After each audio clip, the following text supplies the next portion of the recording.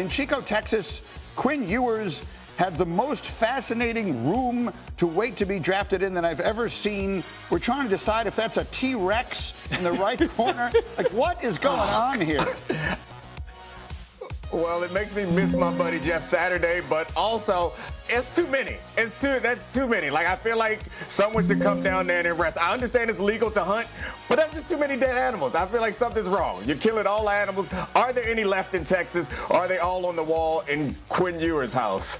As the night went on, I felt like there were more and more, right, Peter? Just adding them. Just carcass after carcass after carcass. So much carcass. Jeff Saturday was watching on TV going, oh, I got to get over there.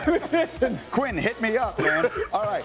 Anyway, we continue. Let's play a game of fill in the blank. All right, Schrager. Yeah. The biggest off-season winner. Now, the off-season is basically over now. There'll be a few little moves here and there, but it's basically over. So who is the biggest winner of the whole off-season? Caleb Williams is your biggest winner of the entire offseason. He gets maybe the brightest offensive mind in all of football in Ben Johnson as his head coach. New guard, center, guard combo. And then in the draft, they go get Loveland, who could separate like he's a wide receiver. Dominique, the biggest loser of this offseason in your mind is who? Yeah, I'd say Kirk Cousins, because particularly coming out of the draft, we were expecting there to be one team at least that was in desperate need of a quarterback, and Kirk would be able to control his destiny, but it doesn't seem to be the case, and he's going to continue to wait until there's an injury or something like that. But then I looked at his contract number. He's got 2 years and $100 million still on his contract, so maybe he's the biggest winner. Man got $100 million and he don't got to work. Congratulations, Kirk Cousins. You just went from loser to winner in my book. Fair enough. Okay. And then Tim Hasselbeck. I'm going to ask you to fill in a blank for me here. The Steelers gambling, it seems, everything on Aaron Rodgers is what?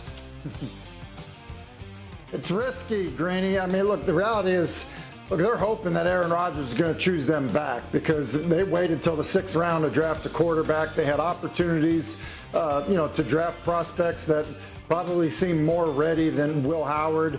Mason Rudolph, I can't imagine is the plan to go into the opener as a starter. So, I think it's risky, and that might even be a mild way of putting it. So, Peter, help me. Yeah. I mean, there has to be. The Steelers are too good an organization to have everything as up in the air as it feels like right now. What is going on there? Steelers are a good organization, but I don't think there is some handshake deal with Rodgers. I honestly believe Rodgers, and from what I'm told, talked to the Giants and the Steelers, and they looked at the Giants and said, hey, look, I have no timetable. I've got things going on in my personal life. If you have to move on, I totally get it. They did. They signed Jameis. They signed Russell. They got drafted a quarterback. He said the same exact stuff with the Steelers after working out with DK Metcalf, after going there and meeting with Tomlin and Arthur Smith. And they said, okay, we'll wait. They've put themselves in a corner here, but it is still only the end of April.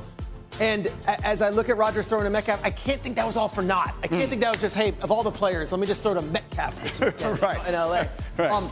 They don't know if he's coming back yet. This might end up being like Ed Werder down in Hattiesburg waiting on Favre's ranch. I remember that. Yeah. I was there for all of it. Yeah.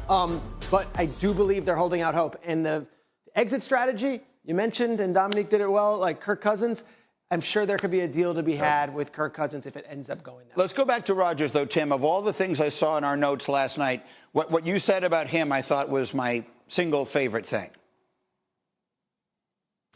Look, the reality is, and Pete referenced Favre. Look, when Favre would throw in the offseason at 40 years old, you knew he was playing.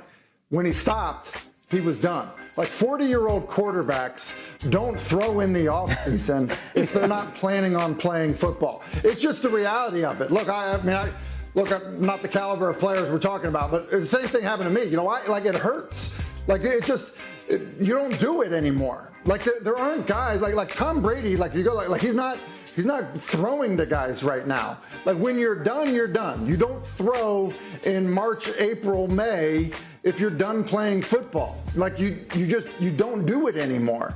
And so I think the idea that, the fact that Rodgers did it, I think is a massive signal to what his plans are.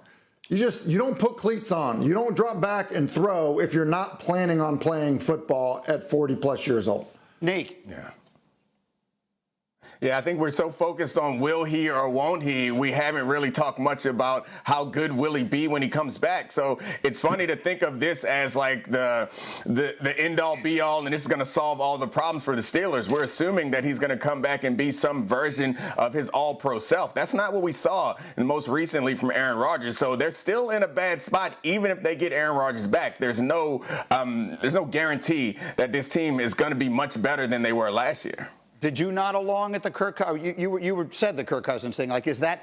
Yeah. I keep thinking. Look, you look at the connections here. Raheem Morris and Mike Tomlin are best of pals. Arthur Smith was in Atlanta for years. It's an easy one. It's not in the division. It's not in the conference. If Kirk Cousins is going to make it, the Steelers could say, we'll pay all of that stuff. Or at least you take some of it, and we'll get him off your hands. They have a break glass option in this somewhere. We got that Jets logo there. He's currently on the market. Who wants him? Well, the Steelers seem to be the team. Yet, is he actually going to play? Because you saw him on McAfee. He said, I've got some personal things to deal with. Yep. I'll tell you this. He told the Giants and the Steelers straight up, I have no timetable. If you want to move on, you can move on. The Giants, they opted to pivot. They went with Russell Wilson and of course, Jameis Winston, and now a rookie. Steelers, Will Howard's the only new quarterback they added. He's a 6th round pick. 2, we got the schedule release, May 14th. It's a couple Wednesdays from now. And I want to see who the Eagles open up with. This, to me, is an interesting one. The NFL usually will pit the teams that they think are going to be relevant at the end of the season. The Eagles schedule some of the teams that they could play at home.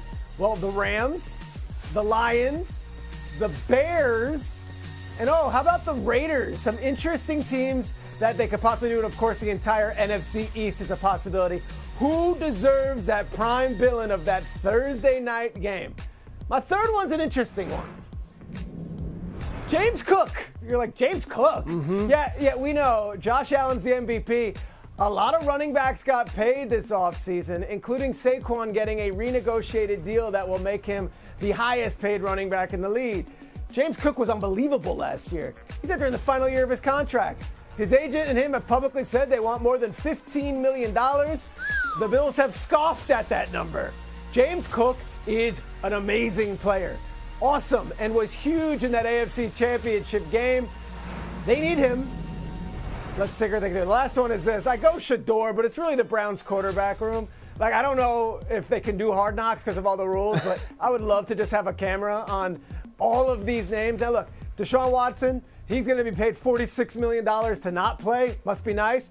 Then you got Kenny Pickett, Joe Flacco, Dylan Gabriel, who was drafted before Shador in the 3rd round, and then Shador Sanders.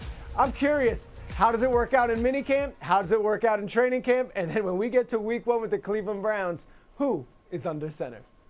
And that's your 2 minutes. Peter Schrager, a professional, breaking things down this morning on SportsCenter. Schrager's fantastic. Xin chào tất cả mọi người đã quay trở lại với kênh của mình. Ngày hôm nay mình sẽ tiếp tục hướng dẫn các bạn